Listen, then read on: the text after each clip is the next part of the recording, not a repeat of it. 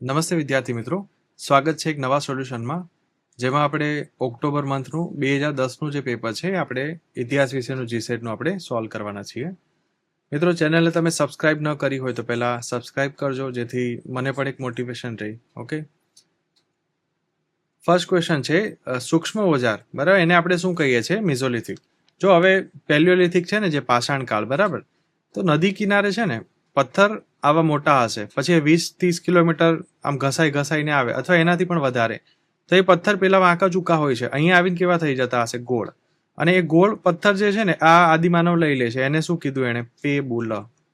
એટલે આપણે એને નામ આપ્યું છે, બરાબર. એને તો એને કઈ નહીં કીધું હોય ત્યારે, પણ પેબુલ આપણે એને નામ આપી દીધું. હવે આ પેબુલ છે ને, જો અહીંયા હું ડ્રો કરું છું, આ પેબુલ છે, બરાબર. એમાં વચ્ચે છે ગર્ભ, અને આજુબાજુનો નકામો ભાગ છે ને એ કાપી નાખે છે, તોડી નાખે છે, બરાબર. ને એમાંથી પછી શું થાય છે? તો એક ઓજાર બને છે, માઇક્રો, નાનકડું, બરાબર. એટલે આપણે મધ્ય પાષાણ જે છે એને આપણે શું કીધું? માઇક્રોલિથિક, બરાબર. આગળનો પ્રશ્ન છે, હડપ્પન લોકો શબનો નિકાલ નીચેનામાંથી કઈ રીતે કરતા હોય છે?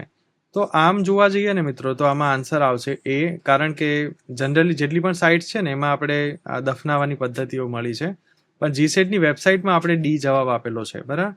જો આનું એક્સપ્લેનેશન આપણે જોઈએ ને તો આપણી એક જગ્યા છે લોથલ, ગુજરાતમાં, બરાબર. ત્યાંથી પણ એક યુગલ સમાધિઓ મળી છે, પત્ની અને પતિની, બરાબર, સાથે દફનાવેલા હોય. પછી મોહેન્જો દારો છે, તો આનું તો નામ જ એ છે ને મિત્રો, મરેલાનો ટેકરો, બરાબર. ઓકે, તો એ ઇન્ડસ વેલીની જેટલી પણ મેક્સિમમ સાઇટ છે ત્યાં આપણે શબને દફનાવેલા દેખાય છે, બરાબર. ઓકે, પછી આગળનો પ્રશ્ન છે, ભારતીય રાષ્ટ્રનો મુદ્રાલેખ સત્યમેવ જયતે, બરાબર, એ શેમાંથી લેવામાં આવેલો છે? તો એ મુંડક ઉપનિષદમાંથી છે. ઓકે, પછી આગળનો પ્રશ્ન છે, ઈસાઈ ધર્મ ઉપર બૌદ્ધ ધર્મનો પ્રભાવ કોની કથામાં પ્રતિબિંબિત થાય છે? બરાબર, એટલે એમની સ્ટોરીઓ છે એમાં દેખાય છે. તો આ છે સેન્ટ જોસેફાત અથવા જોસેફેટ. ઓકે, આ 16મી સદીના સંત છે અને એમના એક સાથી પણ હોય છે મિત્રો, એમનું નામ છે બદલામ અથવા બદલામા, બરાબર. અને આ બંને બીજો એક પ્રયત્ન એવો પણ કરે છે કે આપણે ખ્યાલ છે કે 16મી સદી પહેલા શું થઈ ગયું હતું?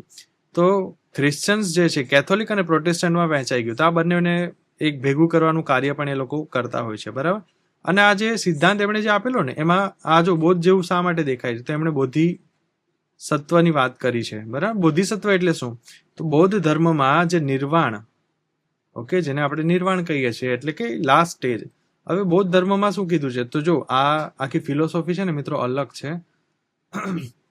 જેમ હિન્દુ ફિલોસોફીમાં વાત કરી છે ને, એવું એમાં કંઈ નથી, બરાબર. થોડું અલગ દેખાય છે. અને એ અનુસાર બૌદ્ધ ધર્મનું કહેવું એવું છે કે નિર્વાણ એટલે શું? તો આ જીવન કંઈક આવું છે, શું કહેવાય, મીણબત્તી જેવું કંઈક હશે. અને જેવી આ મીણબત્તી આપણે ઓલવીએ છીએ, બરાબર, તેની જ્યોત ક્યાં ગઈ? તો એ ગઈ, બરાબર. તો એ ખતમ થઈ જાય છે, મતલબ એનું અસ્તિત્વ જે છે એ ત્યાંથી મટી જાય છે. એવી રીતે આત્મા અને દરેક વસ્તુ છે ને એ નિર્વાણના રસ્તે ચાલી જાય છે જ્યારે વ્યક્તિનું મૃત્યુ થાય છે, બરાબર. આવું કહે છે બૌદ્ધ ફિલોસોફી. ઓકે, તો આ બોધિસત્વનો સિદ્ધાંત આપણે એમની સ્ટોરીઓમાં દેખાય છે, બરાબર. ઓકે, પછી આગળનો પ્રશ્ન છે, બ્રાહ્મી લિપિને કોણે ઉકેલી હોય છે? તો એ જેમ્સ પ્રિન્સેપ સર છે, અને એ ક્યારે ઉકેલી હતી? 1837માં, બરાબર. પછી આગળનો પ્રશ્ન છે, ઓકે, યાદી જોડવાની છે. જો આમાં પુષ્યમિત્ર શૃંગ છે, બરાબર, આ તો આપણે ખ્યાલ જ છે કે મૌર્ય વંશના બૃહદ રથ હોય છે, ઓકે, જે અંતિમ રૂલર હોય છે, અને ઈસવીસન પૂર્વે 185માં મારી નાખે છે અને ગાદી પર આવી જાય છે, બરાબર. પછી સિમુક છે, 7 વાહનના છે. જો આ બંનેથી આપણે સોલ્વ થાય છે કે એ સાથે 3, આપણે ટીક કરતા જઈએ, એ સાથે 3, અહીંયા પણ છે એ સાથે 3. પછી બીમાં 4, બરાબર, બીમાં 4 અહીંયા પણ છે, લો, બરાબર, બંને જગ્યાએ આપેલું છે. હવે જોઈએ વાસુદેવ છે તો કર્ણવંશના છે, એટલે સી સાથે 2, બરાબર, એટલે આપણો આન્સર આવી જશે સી. ઓકે, અને ચસ્ટનો ઉજ્જૈનના શકો હોય છે, બરાબર. શક જે છે ને એટલે ક્ષત્રપો, ક્ષત્રપોનો મતલબ થાય છે ગવર્નરો. અને ગવર્નર કોના ગવર્નર? તો કુષાણ વંશ જે હોય છે એ કુષાણોના ગવર્નર હોય છે સ્ટાર્ટિંગમાં. કોણ? ક્ષત્રપો. પણ એ પછી સ્વતંત્ર સત્તા પોતાની સ્થાપે છે ભારતભરના અલગ અલગ વિસ્તારોમાં. ઓકે, પછી આગળનો પ્રશ્ન છે મિત્રો, સંગમ સાહિત્યના મહાન કુરુલના કરતા કોણ હોય છે? તે તિરુવરુલ છે, બરાબર. ઓકે, પછી આગળનો પ્રશ્ન છે કે જો મિત્રો આ અગસ્ત્ય ઋષિનું પણ એક ફેક્ટ છે. અગસ્ત્ય ઋષિ નોર્થના હોય છે પણ સંગમ એ જ જ્યારે ભરાય છે, સંગમ સંગીતીઓ, બરાબર, ત્યારે એ સમયે દક્ષિણમાં ગયા હોય છે અને સંસ્કૃત ભાષામાં જે બુકો કમ્પાઇલ થઈ હતી એમાં થોડું એમનું યોગદાન છે, બરાબર. ઓકે, પછી આગળનો પ્રશ્ન છે, પશ્ચિમ ભારતની જૂનામાં જૂની ગુફાઓ કઈ છે? તો એ હા, ભાજાની ગુફાઓ છે, બરાબર, આ મહારાષ્ટ્રમાં આવેલી છે અને 2nd સેન્ચુરી BC માં બની હોય છે. અને એવું કહેવાય છે કે મહાયાન નહીં, હીનયાન બૌદ્ધ જે હોય છે એ લોકો આ બનાવે છે ગુફાઓ, બરાબર. અને હીનયાન શું હોય છે? તો એ બૌદ્ધ ફિલોસોફી છે. આમ બૌદ્ધ ધર્મના 2 ફાટાઓ છે, બરાબર, એક હીનયાન, એક મહાયાન. એમાં હીનયાન છે ને એ બૌદ્ધની પ્યોર ફિલોસોફી પર વાત કરે છે, જે ભગવાન બુદ્ધ પોતે કહી ગયા હતા.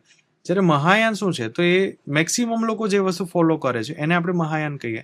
હવે બુદ્ધ છે ને મિત્રો, આ જીવન એક વસ્તુ કહીને ગયા કે ભાઈ મૂર્તિ પૂજા નહીં હોવી જોઈએ, વૈદિક જે કર્મકાંડો છે, બલિ છે, એ બધું નહીં હોવું જોઈએ.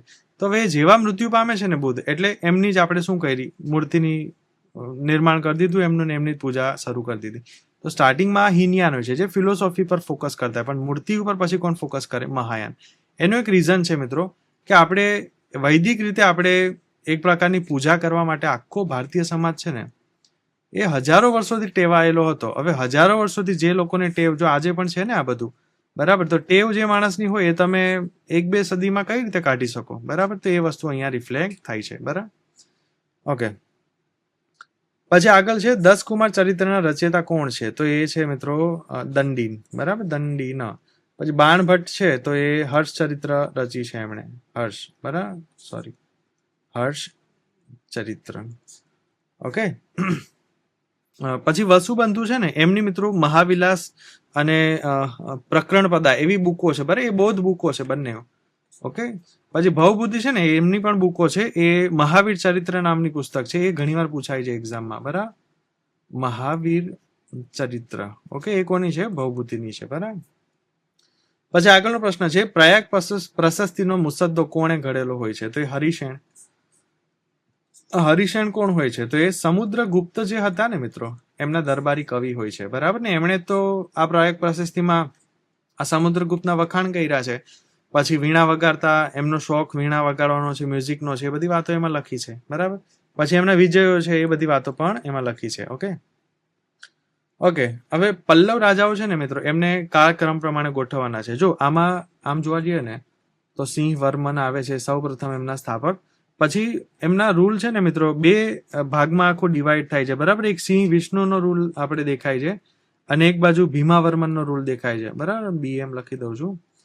પણ આ સિંહ વિષ્ણુના વંશમાં પછી મહેન્દ્ર વર્મન આવે છે મિત્રો, એ ઉભા રહો, હા આયરું, એટલે આ મહેન્દ્ર વર્મન આવશે. પછી મહેન્દ્ર વર્મન પછી નરસિંહ વર્મન આવે છે બીજા નંબરના, બરાબર. નરસિંહ વર્મન, હા આયરા 2 નંબર, બરાબર. પછી ત્યારબાદ પરમેશ્વર વર્મન આવે છે 3જા નંબર પર, ને 4થા નંબર પર આવે છે નરસિંહ વર્મન 2. ઓકે, એટલે આપણો જવાબ શું આવશે? 3 નંબર છે પહેલું આવશે. ઓકે, એટલે આ આપણો જવાબ આવી જશે ડી. આમાં પણ છે, સોરી, હા ઉભા રહો, જો એટલે જો આ પેલું, ઓકે, આ 1 નંબર 3, પછી 2 નંબર છે 1, એટલે 3 1 વાળું છે ને, એટલે એ આપણો આન્સર આવશે, આ નહીં આવશે. ઓકે, પછી આગળનો પ્રશ્ન છે મિત્રો, મોહમ્મદ ગઝનીના ગુજરાત ઉપરના આક્રમણ સમયે ગુજરાતના શાસક. તો આ મિત્રો બધાને જ આપણે ખબર છે, બરાબર, આ સોલંકી વંશના છે. ઓકે, અને મોહમ્મદ ગઝની ક્યારે આવેલા હતા? તો એ 1025માં આવેલા, અને સોમનાથ મંદિરને એમણે તોડી પાડેલું, બરાબર. અને એ સોમનાથ મંદિરને પછી બનાવડાવે કોણ છે? તો આ ભીમદેવ પહેલા જે હોય એ બીજા જ વર્ષે 1026માં બનાવડાવે છે, બરાબર. ઓકે, પછી આગળનો પ્રશ્ન છે, ચચનામા કોના ઇતિહાસથી સંબંધિત છે? આ 2-3 વાર પૂછાઈ ગયો છે આગળના પેપરોમાં પણ. તો આ સિંધના ઇતિહાસ સાથે સંકળાયેલું. ઓકે, દાહિર નામના શાસક હોય છે સિંધના, બરાબર, અને એ રાય વંશના છે. એ જેમ કે અહીંયા ઈરાન ઈરાક છે, એની સાથે આપણો અહીંયા સિંધ છે, બરાબર, આ ભારત છે. તો ભારતમાંથી અહીંયા વસ્તુ જાય છે સિંધ વાયા થઈ અને ક્યાં જાય છે? Iran Iraq. તો હવે અહીંયાનો જે વિસ્તાર છે ને મિત્રો, અમુક આપણે ખ્યાલ છે કે સિંધના વિસ્તારમાં થોડું રણ પ્રદેશ પણ આવે છે. તે વિસ્તારોમાં અમુક ચાચિયાઓ હોય છે, બરાબર, ચાચિયા. અને ચાચિયા શું કરે? તો એ બધી વસ્તુઓ લૂંટી મારે. તો આ જે અહીંયાના એક શાસક છે હજ્જા, અને હજ્જાની વસ્તુ છે ને અહીંયાથી કંઈક જતી હોય છે અને એ લૂંટી લે છે વચ્ચે ચાંચિયા. તો હજ્જા પછી આને રિસ્પોન્સિબલ ગણે છે, કોને? દાહિરને, બરાબર ને. એટલા માટે પછી આખું યુદ્ધ થાય છે, ને ત્યારબાદ 712 પછી મીર કાસિમ ફર્સ્ટ ટાઈમ જે ઇન્ડિયામાં આવેલા હતા આક્રમણ કરવા, બરાબર, એ આખી ઘટના બને છે. ઓકે, પછી આગળનો પ્રશ્ન છે મિત્રો, દીપવંશ અને મહાવંશ કયા દેશના ઇતિહાસનું વર્ણન કરે છે? તો એ છે શ્રીલંકાના. ઓકે, પછી આગળનો પ્રશ્ન છે, અગ્રહાર શબ્દ કોના માટે? તો આ વિદ્વાન બ્રાહ્મણોને ભૂમિદાન જે આપવામાં આવતું એના માટે યુઝ થતો હતો. ઓકે, જિયાઉદ્દીન બર્નીએ નીચેનામાંથી કયો ગ્રંથ લખ્યો છે? તો એ છે તારીખે ફિરોજ શાહી. ઓકે, આ ક્વેશ્ચન મિત્રો ઘણી વાર પૂછાયો છે આગળ પણ, બરાબર, એટલે આ તારીખે ફિરોજ શાહી યાદ રાખવા જેવું છે. ઓકે, બીજું મિત્રો, આ તારીખે યામિની જે છે ને એ ઉદ્બી નામના એક વ્યક્તિ છે, બરાબર, એમણે લખેલો છે. પછી તબકાએ નાસિરી છે, મિન્હાસ સિરાજ નામના વ્યક્તિ છે, મિન્હાસ સિરાજ. ઓકે, અને તારીખે ફરિશ્તા જે છે એ મોહમ્મદ કાસિમ નામના વ્યક્તિ છે. ઓકે, ઓકે, પછી દ્રયાશ્રય છે એ કયા પ્રદેશના ઇતિહાસનું? તો આ ગુજરાતનો વર્ણન કરે છે, બરાબર, ને આ સોલંકી વંશના સમયે સિદ્ધરાજ જયસિંહના સમયે તમને ખ્યાલ છે, બરાબર, હેમચંદ્રાચાર્ય હતા, એમણે આ પુસ્તક લખેલું હતું. ઓકે, આગળનો પ્રશ્ન છે, નીચેનામાંથી કોણ દિલ્હી સલ્તનતના લોધી વંશ સાથે સંકળાયેલા નહોતા? તો એ બહલોલ લોધી તો હતા, સિકંદર લોધી પણ, ઇબ્રાહિમ લોધી પણ હોય છે, આ ખાન જહાન લોધી નથી હોતા. ઓકે, પછી આગળનો પ્રશ્ન છે, બાબરનામા કઈ ભાષામાં લખાયેલું હતું? જો આમ વસ્તુ તમે વિચારો, આ બાબર છે ને એ બાયોગ્રાફી છે, મુગલ સમયની ફર્સ્ટ બાયોગ્રાફી, બરાબર, અને એ કોણે લખી છે? બાબરે. હવે બાબર છે કયા વંશના છે? તો એ મુગલ વંશના છે, પણ એ મૂળ તુર્કી હોય છે. ઓકે, એ વાત અલગ છે કે અફઘાનિસ્તાનના વિસ્તારોમાં ને આવીને વસે છે, બરાબર, ત્યાંથી પછી આનું આખું જે સૈન્ય હોય છે, બરાબર, એ આક્રમણ કરવાનું શરૂ કરે છે અલગ અલગ વિસ્તારોમાં. પછી સિંધ પ્રાંત, પંજાબ પ્રાંત, એ બધું કબજે કરતા કરતા ભારત દિલ્હી સુધી પહોંચે છે, બરાબર. પણ એ વ્યક્તિ મૂળ છે ને મિત્રો એ તુર્કી હોય છે, અને એટલા માટે એમની જે બુક છે એનું નામ પહેલા હોય છે તુઝકે બાબરી. તુઝકે બાબરી, અને કઈ ભાષામાં હોય છે? તુર્કી ભાષામાં. પણ એને પછી આગળ જતા ભાષાંતર કરવામાં આવે છે કઈ ભાષામાં? તો એ ઉર્દુ ભાષામાં. અને ભાષાંતર કોણ કરે છે? તો એ રશીદ અખ્તાર નદવી નામના વ્યક્તિ છે, બરાબર, રશીદ અખ્તાર નદવી. ઓકે, એટલે આપણો આન્સર શું આવશે? બાબરનામા. ઓકે, આ બાબરનામામાં ટ્રાન્સફર કરે છે ને, ટ્રાન્સલેટ, બરાબર. તુર્કી ભાષામાં હતું તુઝકે બાબરી, અને બાબરનામા કઈ ભાષામાં છે? ઉર્દુ. ઓકે, ઓકે, આગળનો પ્રશ્ન છે, દીને ઇલાહીના 18 મુખ્ય સભ્યોમાંથી કયો હિન્દુ તેનો સભ્ય હોય છે? સોરી, હા. ઓકે, તો આ બિરબલ છે એ હોય છે, બરાબર, જે અકબરની સૌથી નજીક. હવે દીને ઇલાહી શું છે? તો આ 1584માં અકબરે ધર્મ શરૂ કરેલો હતો, જેમાં મેઇન મોટો એનો એવો હોય છે કે ભાઈ દરેક ધર્મના લોકો છે એ એમાં બેસે, અને દરેક ધર્મની કંઈક ખાસિયત છે, બરાબર. તો એ બધી ખાસિયત છે ને આપણે ભેગી કરીએ, કમ્પાઇલ કરી દઈએ, અને સમાજને આપણે પાછી એ વસ્તુ આપીએ, એટલે એક સહિષ્ણુતા પણ રહી, સાથે સમાજમાં યુનિટી, એકતા પણ રહી શકે, બરાબર, એ માટેનો એમનો પ્રયત્ન હોય છે. ઓકે, અને આ બિરબલ જે છે ને એ એમનું નામ છે મહેશ દાસ. ઓકે, આ એમનું મૂળ નામ હોય છે, બરાબર. ઓકે, આગળનો પ્રશ્ન છે, નીચેનામાંથી કયું રાજ્ય વિજયનગર સામ્રાજ્યની રાજધાની નથી? તો આ ગુંડી હોય છે, બરાબર, પેનુકોંડા પણ હોય, ચંદ્રગીરી પણ છે. આ કાલિકટ નથી હોતું. જો કાલિકટ છે ને ત્યાં ઝામોરીનનું શાસક હોય છે, બરાબર, ઝામોરીન. અને અને આપણે સામુદ્રિક કહીએ છીએ. ઓકે, એના સમય પછી પોર્ટુગીઝો પણ ત્યાં આવેલા, પણ પોર્ટુગીઝો આવેલા ને એ સમયે ઝામોરીન પાસેથી રૂલ એ કબજે કરી લે છે આ વિજયનગરના જે શાસક હોય છે તે, બરાબર. અને એમનું નામ છે નરસિંહા, બરાબર, નરસિંહા. ઓકે, એટલે એ કેપિટલ નથી બનતું મિત્રો, વિજયનગરનું રાજધાની નથી બનતું, એ ખાલી એમનો વિસ્તાર હોય છે. ઓકે, એટલે આપણો જવાબ આવે છે ડી. ઓકે, પછી આગળનો પ્રશ્ન છે, જો આમાં છે ને સૌથી ઈઝી આ વસ્તુ છે, બરીદ શાહી, બરીદ, બરાબર, તો અહીંયા બીદર, જો એનાથી આ સેટ આઈ થિંક થઈ જશે, એટલે ડી સાથે 1, બરાબર, ડી સાથે 1, હા. ઓકે, થઈ ગયું, એટલે આપણો આન્સર શું આવશે? એ. ઓકે, એટલે એ સાથે 2, જો એ સાથે જસ્ટ અ મિનિટ, હા, કેમ આવું થઈ ગયું? ઉભા રહો. ડી સાથે 2 આપેલું છે, હા, આ નહીં, ડી સાથે 2, હા, આ, એટલે આપણો જવાબ આવશે સી, બરાબર. થોડું આ સીધું અને આડું છે ને આમાં જોવામાં થોડું કન્ફ્યુઝન થઈ જાય છે, પણ કઈ વાંધો નહીં. અને મિત્રો આ ખાસ તમે ધ્યાન રાખજો કે એક્ઝામમાં આવી મારા જેવી ભૂલ ન થાય, બરાબર. ઓકે, ઓકે, તો જો આમાં શું છે? ઓકે, એ સાથે છે 3, જો નિઝામ શાહી છે અહેમદનગરમાં, પછી બી સાથે છે 4, એટલે કુતુબશાહી છે ગોલકોંડામાં હોય છે, અને આદિલશાહી ક્યાં છે? બીજાપુરમાં. બરાબર, એટલે આપણો જવાબ શું આવે છે? સી.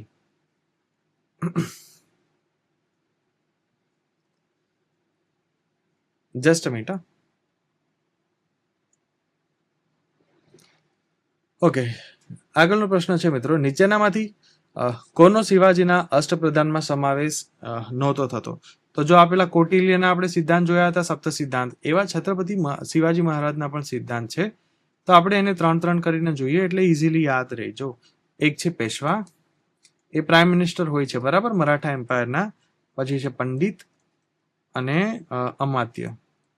ઓકે, પછી 4, 5, 6 પછી હોય છે સચિવ, પછી સામંત. ઓકે, અને આગળ હોય છે સેનાપતિ.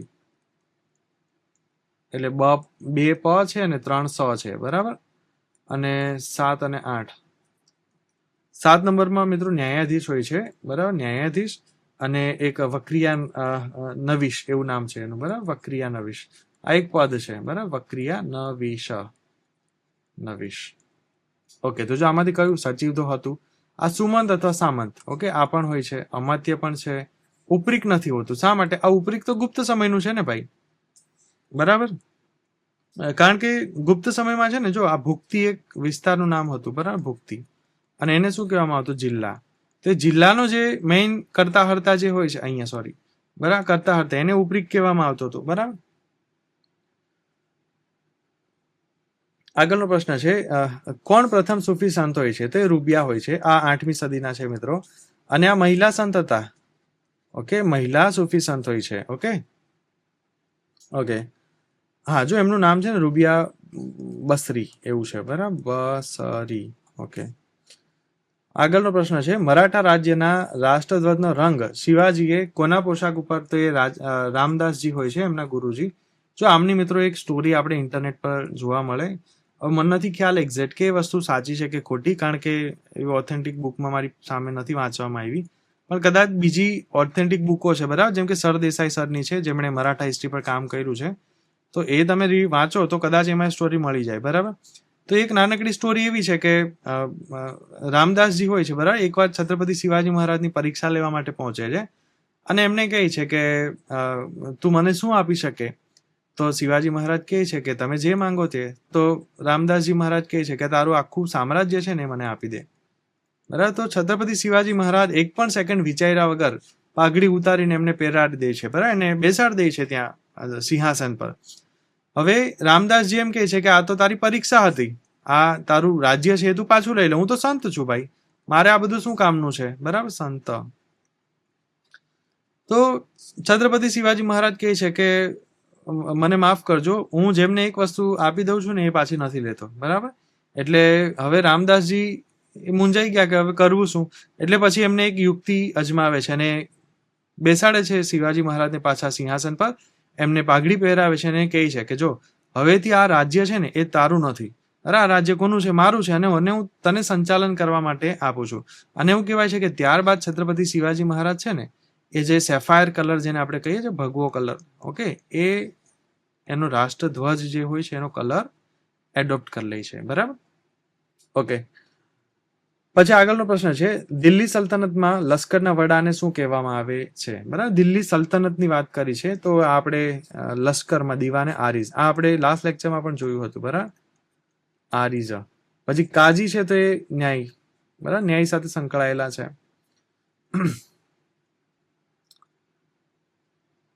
પછી ઇન્શા છે મિત્રો, તો ઇન્શા જે છે એ પત્ર વ્યવહાર સાથે છે. ઓકે, પત્ર વ્યવહાર અથવા સચિવાલયના જે બધા કાર્ય હોય છે એ. પછી રસાલત છે તો એ વિદેશ નીતિ પ્લસ ધર્મ. ઓકે, અને એક વજારત પણ છે. ઓકે, વજારત એટલે જે રાજસ્વ જે છે, રાજસ્વ, ઓકે, એમના અધ્યક્ષ હોય છે, બરાબર, એટલે એક ખાતું હોય છે, અધ્યક્ષ નહીં, એ વજારત ખાતું છે, બરાબર, રાજસ્વ ખાતું. ઓકે, પછી આગળનો પ્રશ્ન છે, મનસબનો શું અર્થ થાય છે? તો આ તો એક પ્રકારનો હોદ્દો છે મિત્રો, બરાબર, આપણે મનસબદાર કહીએ છીએ ને, મનસબદાર. અને આ હોદ્દો કોણે બનાવેલો હોય છે? તો અકબર. જેથી અહીંયા ઉપર રાજા બેસેલો છે તો નીચે શું થઈ રહ્યું છે ત્યાં તો એ જોઈ નથી શકવાના, પછી કર ઉઘરાવાનો તો એ ઉઘરાવી નથી શકવાના, સંચાલન કરવાનું તો એ કરી નથી શકતા, એટલા માટે આખું ડિવાઈડ કરે છે અને મનસબદારનું પદ છે ને એ બનાવે છે. બરાબર, કોણ બનાવે છે? અકબર. ઓકે, પછી આગળનો પ્રશ્ન છે ઔરંગઝેબે નીચેનામાંથી કઈ કળાને ઉત્તેજન આપ્યું હોય છે? બરાબર, તો એમાં જસ્ટ અ મિનિટ. ઓકે, એમાં મિત્રો આવે છે સુલેખન કળા. બરાબર, પછી આગળનો પ્રશ્ન છે અઢાઈ દિન કા ઝોપડા એ શું છે? તો એ એક મસ્જિદ હોય છે. બરાબર, અઢાઈ દિન કા ઝોપડા. અને આ કોણ બનાવે છે? તો કુતબુદ્દીન એબક જે છે, ઓકે, ગુલામ વંશના જે ફર્સ્ટ રૂલર હોય છે, જે 1206 માં આવેલા હતા, એમણે બનાવેલું હોય છે. બરાબર, અઢાઈ દિન કા ઝોપડા. જો આના વિશે છે ને ઘણી બધી વાતો પ્રખ્યાત છે. એક એવું કહે છે ઘણા લોકો કે 2.5 દિવસનો મેળો ત્યાં ભરાય છે. પછી એક માન્યતા એવી પણ છે કે 60 કલાકમાં છે ને એ આખું બની ગયું હતું. જો એટલે 24 ગુણ્યા 2 એટલે 2 દિવસ થયા એટલે 48 કલાક અને બીજા 2 કલાક અને 10 કલાક એટલે આમ ટોટલ 60 કલાક થઈ ગયા. બરાબર, એટલે 2.5 દિવસ જેવું થાય છે. ઓકે, એટલે એનું નામ શું પડી ગયું? અઢાઈ દિન કા ઝોપડા. બરાબર, ઓકે. પછી આગળનો પ્રશ્ન છે મિત્રો 84 વૈષ્ણવ કી વાર્તા ના લેખક કોણ હોય છે? તો એ મિત્રો હોય છે હા, વિઠ્ઠલદાસ. બરાબર, ઓકે. પછી આગળનો પ્રશ્ન છે poverty and unBritish rule in India, એના લેખક કોણ છે? તો એ ફિરોઝ શાહ મહેતા. ના. ઓકે, એ દાદાભાઈ નવરોજી છે. ઓકે, દાદાભાઈ નવરોજી જે ઇન્ડિયન નેશનલ કોંગ્રેસના સેકન્ડ અધ્યક્ષ હોય છે. બરાબર, ફર્સ્ટ હોય તે વ્યોમેશચંદ્ર બેનર્જી જે હિન્દુ હોય છે, પછી પારસી અધ્યક્ષ હોય છે ફર્સ્ટ. કોણ? દાદાભાઈ નવરોજી. બરાબર, ઓકે. પછી 32મો પ્રશ્ન છે, આમાં સમાચાર પત્ર છે જોડવાના છે. જો આમાં એક કોમન સેન્સ છે, હું તમને એમ પૂછું ગુજરાતમાં કયું સમાચાર હોય? ગુજરાત સમાચાર. તો મુંબઈમાં કયું હોય? મુંબઈ સમાચાર. બરાબર, એટલે સી સાથે 4. જો આમાં એકમાં જ જવાબ આવી જાય છે આપણો. બરાબર, પછી બંગાળી ભાષા ક્યાં બોલાય છે? કલકત્તામાં. તો જો એ સાથે 2. ઓકે, પછી કેસરી છે તો એ હા પુણેમાં. બરાબર, અને આ બાલ ગંગાધર તિલકે શરૂ કરેલું હોય છે. બરાબર,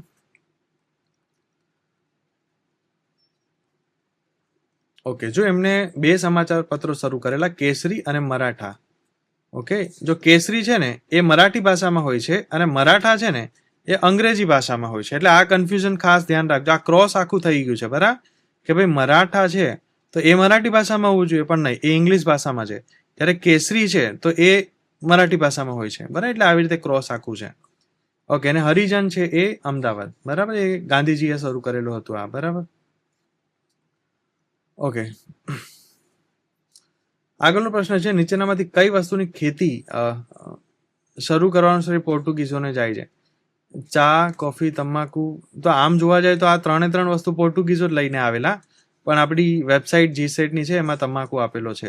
અને એ વસ્તુ સાચી પણ છે, કારણ કે એ લોકોએ બહુ બ્રોડ સ્કેલ ઉપર આ તમાકુ છે એનું નિર્માણ આખું શરૂ કરેલું હતું. બરાબર, પછી ચા કોફી પણ બહુ બ્રોડ સ્કેલ પર શરૂ કરેલા હતા. બરાબર, ઓકે. આગળ છે ગવર્નર જનરલનો હોદ્દો કયા કાયદાથી શરૂ થાય છે? જો એક છે ગવર્નર ઓફ બેંગોલ, જીબી, એક governor general of Bengal, governor general of India અને વાઇસરોય ઓફ ઇન્ડિયા. તો આ 1757માં ક્લાઇવ. બરાબર, પછી ગવર્નર જનરલ ઓફ બંગાળ આ કોણ બને છે? 1773 માં બને છે વોરેન હેસ્ટિંગ્સ. ઓકે, અહીંયા બને છે 1733માં વિલિયમ બેન્ટિક. ઓકે, અને અહીંયા કોણ બને છે? Lord canning. ઓકે, તો અહીંયા શું પૂછેલું છે? ગવર્નર જનરલનો હોદ્દો કયા કાયદાથી શરૂ થાય છે? તો ગવર્નર જનરલ ઓફ બંગાળ. બરાબર, આ ક્યાંના હશે? Governor general of Bengal. અહીંયા એવું નથી લખેલું કે ગવર્નર જનરલ ઓફ ઇન્ડિયા, એટલે આપણે શું કરીશું? આ. બરાબર, એટલે 1773. ઓકે, હા 73, આ ફર્સ્ટ છે 1773. બરાબર, એ આપણો આન્સર છે. આગળનો પ્રશ્ન છે કયા કાયદાથી ભારતમાં શિક્ષણના વિકાસ માટે 1 લાખ રૂપિયાની જોગવાઈ? તો આ 1813 નો કાયદો છે મિત્રો. બરાબર, પછી આગળનો પ્રશ્ન છે બીજા એંગ્લો મૈસૂર યુદ્ધની અંત કઈ સંધિથી થાય છે? જો એંગ્લો મૈસૂર એટલે જે હૈદર અલીનું સામ્રાજ્ય છે. બરાબર, એનો પુત્ર છે ટીપુ, અને આ લડાઈઓ છે ને 4 લડાઈઓ થઈ હોય છે ટોટલ, 1 2 3 અને 4. જો એક છે 1767 થી સ્ટાર્ટ થાય છે, પછી 67 થી આઈ થિંક 2 વર્ષ જ ચાલી હોય છે બરાબર, 1769, પછી 1780 માં થાય છે ને 1784 સુધી ચાલે છે, પછી 1790 અને 2 વર્ષ ચાલે છે 1792 સુધી, અને ચોથી 1799 સૌથી લાસ્ટ હોય છે બરાબર. આમાં ટીપુ સુલતાનનું મૃત્યુ થઈ જાય છે. આમાં ત્રીજામાં શ્રીરંગપટ્ટનમની સંધિ થાય છે મિત્રો. આમાં મેંગ્લોરની સંધિ છે, આ મદ્રાસની સંધિ છે બરાબર. તો આમાં શું પૂછેલું છે બીજામાં, તો બીજામાં જો હું લખી લઉં છું સંધિ, આ ફર્સ્ટમાં લખી છે મદ્રાસ, બીજામાં છે મેંગ્લોર, એટલે આપણો જવાબ આવશે આ બરાબર. બીજા સાથે આ શ્રીરંગપટ્ટનમ આમાં, ઓકે. અને ચોથામાં તો શ્રીરંગપટ્ટનમ આખું કબજે જ કરી લે છે એ લોકો બરાબર. ઓકે ઓકે, અહીંયા સ્થાપકો જે છે એને આપણે ટીક કરવાના છે બરાબર, જોડકાઓ છે. તો આર્ય સમાજ છે એ કોણે સ્થાપેલું, તો એ દયાનંદ સરસ્વતીજીએ સ્થાપેલું હતું. ક્યારે? 1875માં. પછી બ્રહ્મો સમાજ છે રાજારામ મોહન રોયજી, ક્યારે? 1828. પ્રાર્થના સમાજ આત્મારંગ પાંડુરંગજી, ક્યારે? 1867. અને રામકૃષ્ણ મિશન છે તો એ 1897માં. જો હવે શું છે આપણે જોઈ લઈએ. આર્ય સમાજમાં 1 સાથે 3 બરાબર, એટલે એ સાથે 3 તો અહીંયા 2 છે. પછી બીજું જોઈ લો, બ્રહ્મો સમાજમાં 4, ઓકે, તો અહીંયા પણ આપેલું છે 2 લો. પછી સી છે પ્રાર્થના સમાજ, તો આ હવે સોલ્વ થઈ જશે. જો સી સાથે 2, સી સાથે 2 શેમાં છે? આમાં છે, આમાં છે બરાબર, સી માં છે, ઓકે. એટલે આપણો જવાબ આવશે, જો આ સી સાથે 2 અહીંયા છે ડાયરેક્ટ, ઓકે ઓકે. એટલે આપણો જવાબ આવે છે આ સી બરાબર. ઓકે, આગળનો પ્રશ્ન છે મિત્રો, નીચેનામાંથી કઈ જોડી બંધ બેસતી નથી? તો એની ફાઉન્ડિંગ જગ્યાઓ જે છે બરાબર, અને સભાનું નામ, તો આ સાર્વજનિક સભા પુણેમાં સ્થપાય છે બરાબર, એ સાચું છે.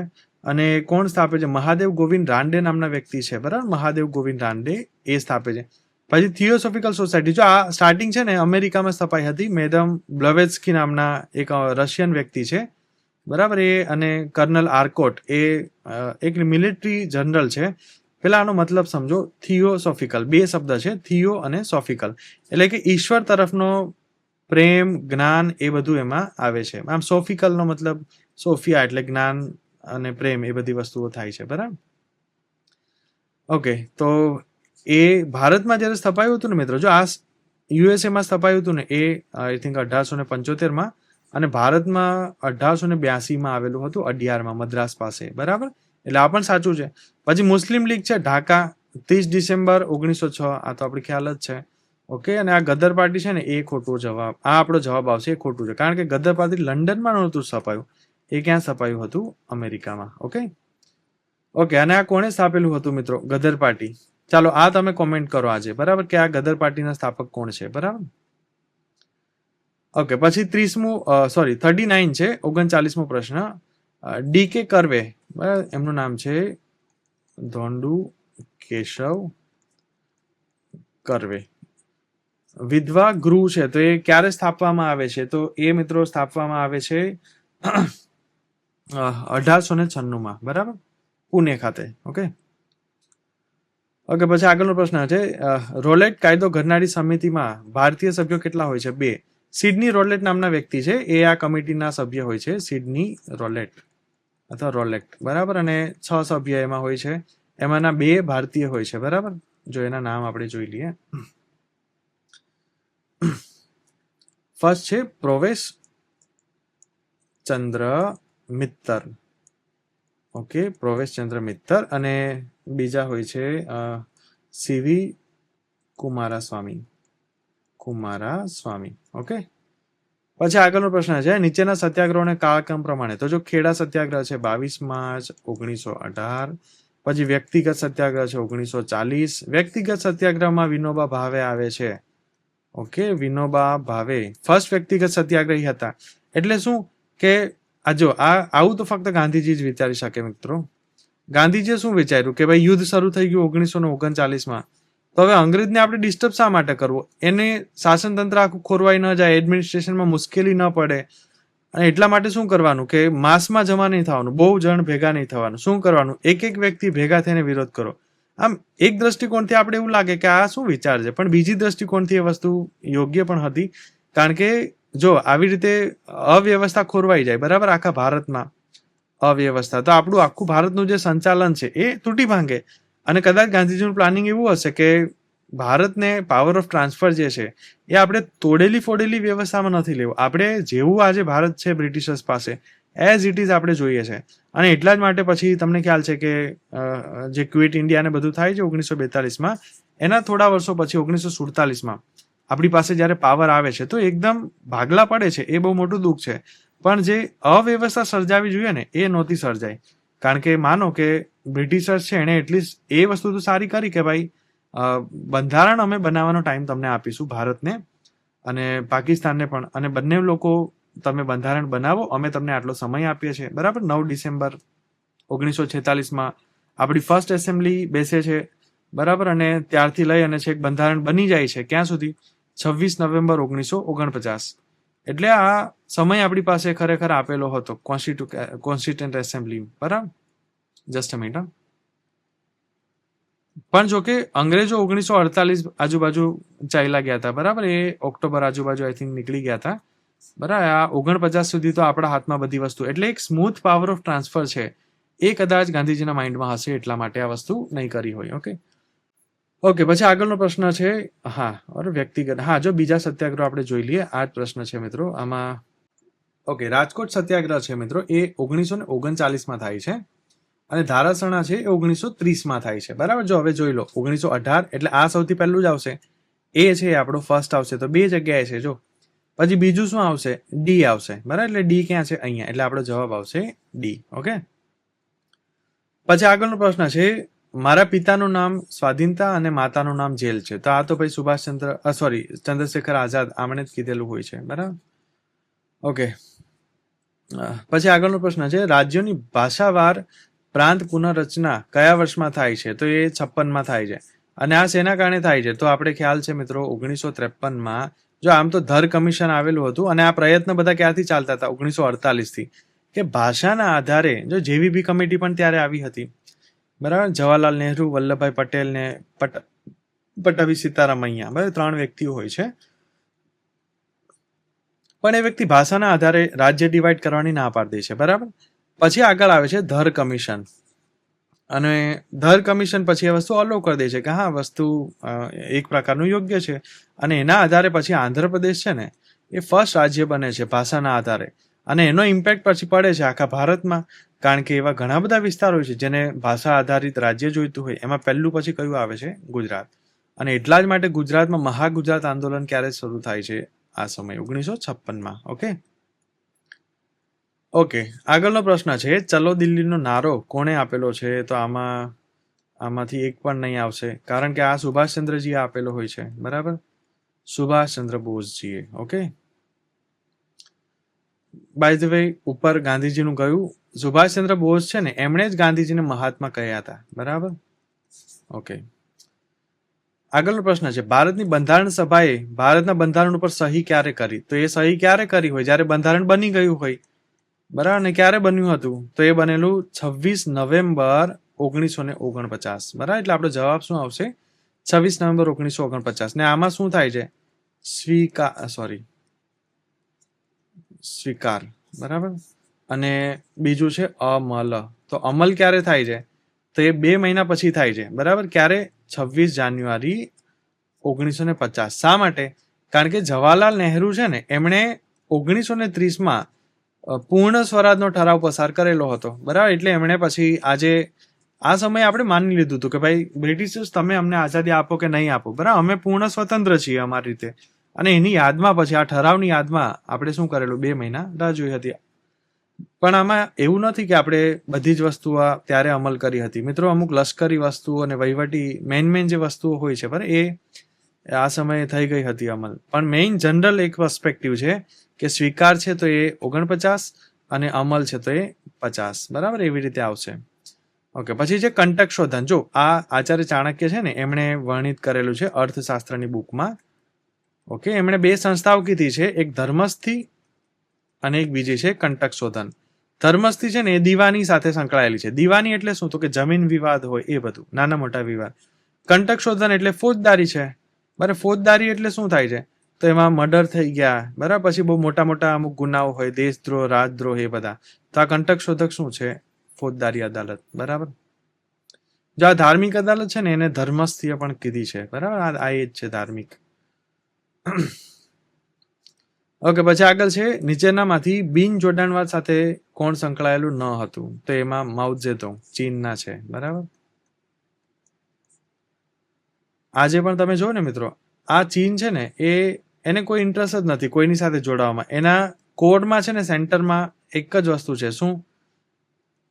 ચીનનો ફાયદો. બરાબર, અને દરેક દેશો સાથે સંબંધ એની રીતે શું કહેવાય, લોકો ગરીબ અમુક રાષ્ટ્ર હોય, બરાબર, તો એને લોન આપવાનો પ્રયત્ન કરે. જેમ કે શ્રીલંકા છે, તો એક સમય એવો હતો કે શ્રીલંકાએ પણ બહુ હેવી લોન લીધી હતી. કોની પાસેથી? ચીન પાસેથી. જો બ્રિટિશર્સોએ છે ને શું કરેલું, જમીની સામ્રાજ્યવાદ કરેલો. બરાબર, એટલે જમીન આખી હડપી લઈ. જ્યારે આ ચીન છે ને એ આજે આર્થિક સામ્રાજ્યવાદ કરી રહ્યો છે. બરાબર, એટલે બધાને લોન આપે, પછી શું કરે કે હવે લોન તમે ચૂકવી ન શકો તો બદલામાં શું કરો? તમારી જમીન અમને આપો. અને એવી રીતે હંબનટોટા ટાપુ છે શ્રીલંકાનો, એ હમણાં રિસેન્ટલી જ 2-3 વર્ષ પહેલાની જ વાત છે, એ શ્રીલંકાએ લઈ લીધો હતો. પણ ભારતે પછી આને શ્રીલંકાને હેલ્પ કરી. બરાબર, એ પૈસા આપવામાં, લોન ચૂકવવામાં, અને ત્યારબાદ ચીન છે એને લોન ચૂકવે છે અને એ ટાપુ છે પાછું મેળવે છે શ્રીલંકા. બરાબર, એટલે એની નીતિ છે મિત્રો કે કોઈ સાથે જોઈન્ટ ન થાય. એ હંમેશા એવું કહે છે કે ડ્રેગન છે ને એ કોઈ દિવસ કોઈને નમે નહીં. બરાબર, એમની એ નીતિ રહી છે અને એન્શિયન્ટ ટાઈમથી છે નીતિ. બરાબર, ઓકે. આગળ છે નવજાગૃતિ ચળવળનું સૌથી મહત્વનું લક્ષણ તો એ હોય છે માનવતાવાદ. કે ભાઈ ધર્મ થઈ ગયું, બરાબર, જાતિ જ્ઞાતિ બધી વસ્તુ એની જગ્યાએ યોગ્ય, પણ સમાજ જે છે ને એ સમાજમાં સેન્ટરમાં શું હોવું જોઈએ? તો એ હોવું જોઈએ માનવતાવાદ. અને માનવતાવાદ સાથે શું સંકળાયેલું છે? મનુષ્ય. બરાબર, એટલે એવા જે તમે દેશો જો ને જ્યાં માનવતાવાદ સૌથી પીક ઉપર છે, બરાબર, એ હંમેશા ડેવલપ થયેલા તમને જણાશે. કારણ કે ત્યાં પોલિટિશિયન્સ જે છે, બરાબર, એ બીજી વસ્તુઓના આધારે કોઈ પણ પ્રકારનું ફાયદો, એક પ્રકારનું ફાઇન નથી કરી લેતા. એમના સેન્ટરમાં છે કે ભાઈ દેશ જે છે એને મારે વધારવો છે. શા માટે? કે ભાઈ આ જે સેન્ટરમાં જે માનવી છે એનું ધોરણ છે ઊંચું ક્યારે આવશે? જ્યારે એ બધી સુવિધાઓ એને મળશે. બરાબર, પ્રાથમિક સુવિધાઓ મળશે, આરોગ્ય સારું મળશે, પછી રોજગારી છે એ યોગ્ય રીતે મળશે. જો બીજી એક વસ્તુ, આ ચીન છે ને એના સેન્ટરમાં માનવતાવાદ તો નથી, પણ રિલિજન છે ને એ એવું માનવામાં આવે છે કે એક પબ્લિક અફેર્સ નથી, એ પર્સનલ અફેર્સ છે. એટલે જો બે વસ્તુ છે, એક થઈ ગયું પર્સનલ અફેર્સ અને એક થઈ ગયું પબ્લિક અફેર્સ. એટલે કે પર્સનલ એટલે શું? તો કે તમે ઘરમાં માનો, બરાબર, એ બધી વસ્તુ ચાલે, એ પર્સનલ થઈ ગયું. અને પબ્લિક અફેર્સ એટલે કે તમે જાહેરમાં બધી વસ્તુ કરો. તો આપણા ભારતના જે બંધારણમાં લખેલું છે આર્ટિકલ 25માં, એમાં કે આપણે કોઈ પણ ધર્મને પાળવાની અથવા ઉત્સવો જે છે બરાબર એની ઉજવણી કરવાની સ્વતંત્રતા છે. તો એ ભારત આપણે એક વિશેષ અધિકાર આપે છે. જ્યારે ચીનમાં એ વસ્તુ તમને નહીં જોવા મળે મિત્રો. બરાબર, ત્યાં જનરલી છે ને જે મોટા અમુક ફેસ્ટિવલ્સ છે જે પબ્લિકલી ચાલતા હોય છે, બરાબર, પણ મેક્સિમમ છે ને એ તમને ધાર્મિક વસ્તુઓ છે પ્રાઇવેટલી તમને દેખાશે. બરાબર, ઇવન હમણાં થોડા દિવસ પહેલાની પણ ન્યૂઝ છે કે ત્યાં ઉઈગુર મુસ્લિમો છે ચીનમાં, બરાબર, ઉઈગુર, અને ઉઈગુર મુસ્લિમોના જે મસ્જિદ ને એ બધું છે ને એ ચીનના જે સત્તાધીશ છે શી જિનપિંગ, બરાબર, એમણે પડાવવાના શરૂ કરી દીધા હતા. બરાબર, અને મેક્સિમમ જગ્યાએ એ જે મસ્જિદો બધી હતી, બરાબર, એ બધી ધરાશાયી કરી દીધી અને જમીન ત્યાં આખી ફ્લેટ બનાવી દીધી.